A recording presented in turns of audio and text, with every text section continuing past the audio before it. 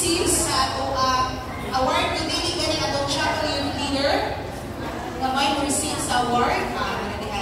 So congratulations, Barangay Tupas, third placer for Best in Art. So we received 500 pesos. Our second placer for Best in Art, Santa Cruz in Art, we received 1,000 pesos. And this second placer award goes to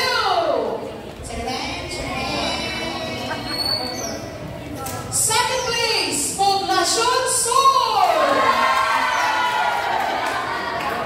And we request ang representative from Poblacion Sur, si Ate Girl. Si Ate Girl, nagkagawa. Ako na lang Tigunit.